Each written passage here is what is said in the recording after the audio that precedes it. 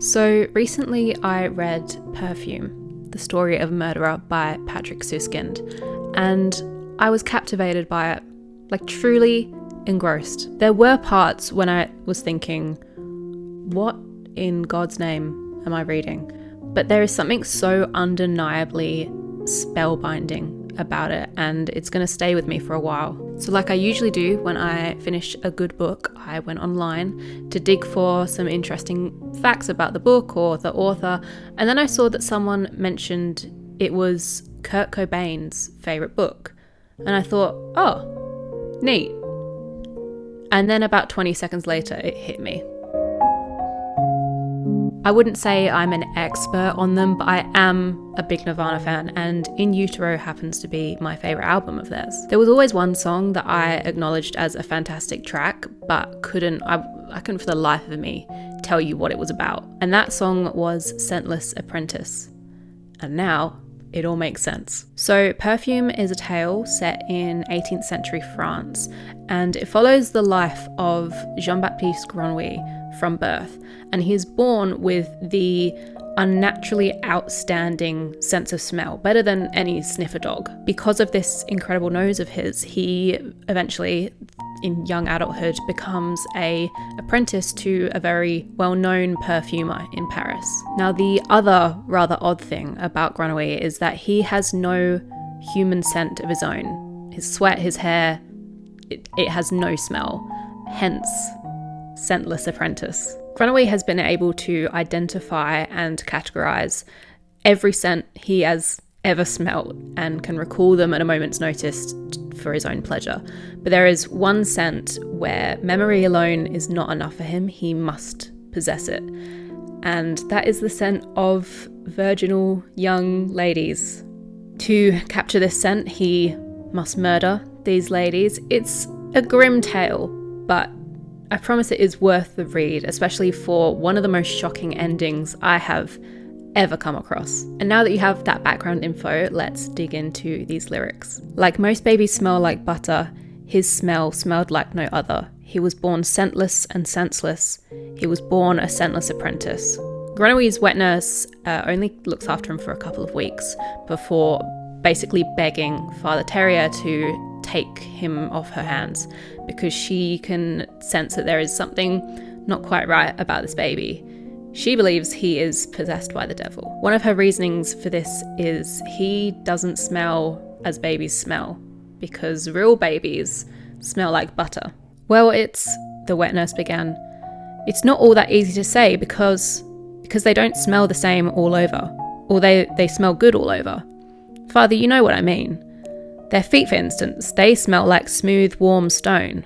Or no, more like curds, or like butter, like fresh butter. That's it, exactly. They smell like fresh butter. Our chorus is just, hey, go away, go away, go away. After learning all that he could in his apprenticeship with Baldini, he leaves Paris on foot in the hunt for solitude. The more he experiences fresh air, the more he is repulsed by the odour of humans, and he does literally everything he can to avoid them at all costs. Grenouille no longer wanted to go somewhere, but only to go away from human beings.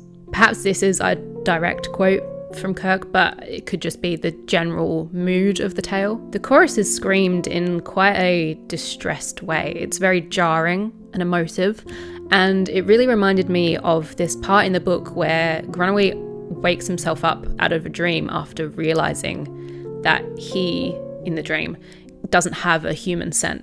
And the awful thing was that Grenouille, although he knew that his odour was his odour, could not smell it.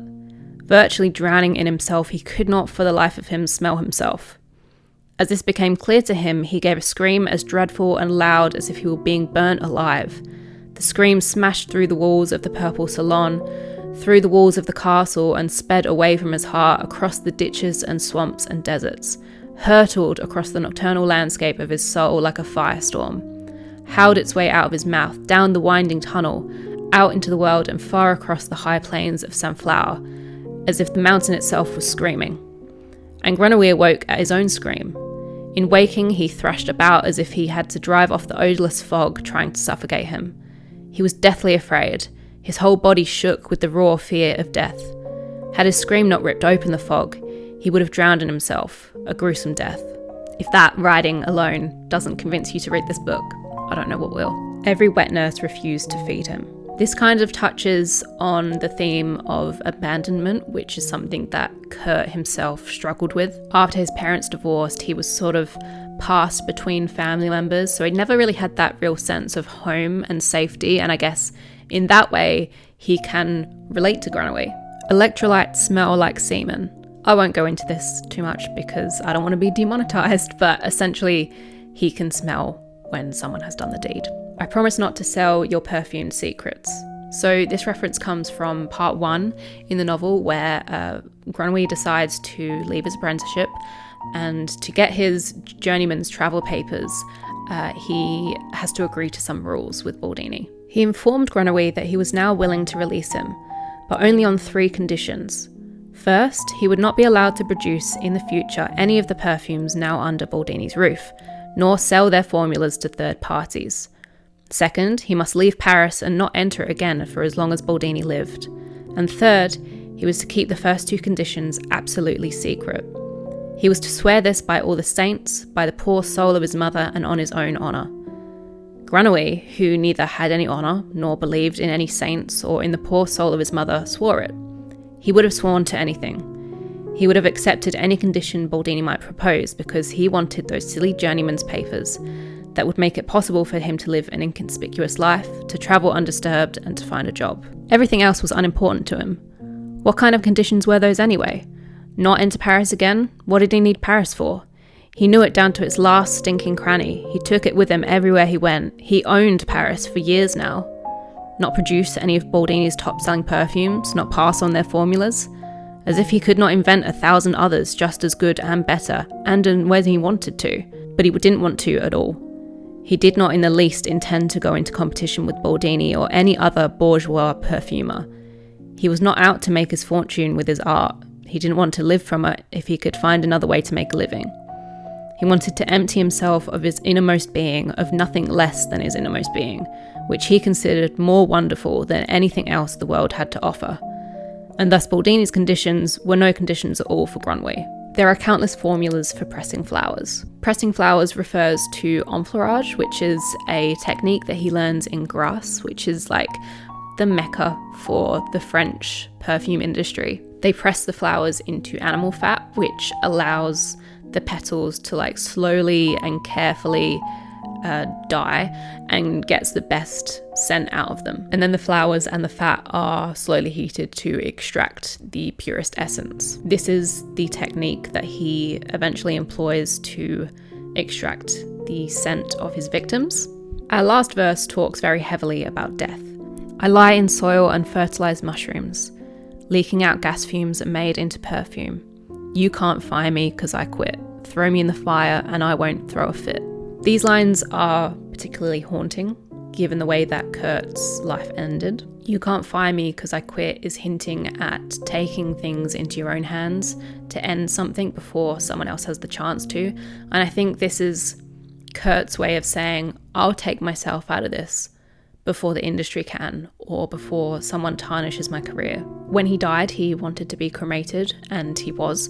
So I think throw me in the fire is kind of linked to that. In terms of the book, Grunowy has multiple jobs that he quits of his own accord or runs away from, but I think the biggest representation of this verse that we can find is the ending. Now I'm going to give you a second to leave this video right now if you still want to read this book and haven't, because the ending is phenomenal and I want you to experience it for yourself. So skedaddle. Grunowy returns to the place he is born with the bottle of perfume that he has created from his victims, of which just a dab caused an entire town to be entranced and break out into an orgy. He decides to pour the entire bottle over his head, which sends all of the surrounding inhabitants into a frenzy.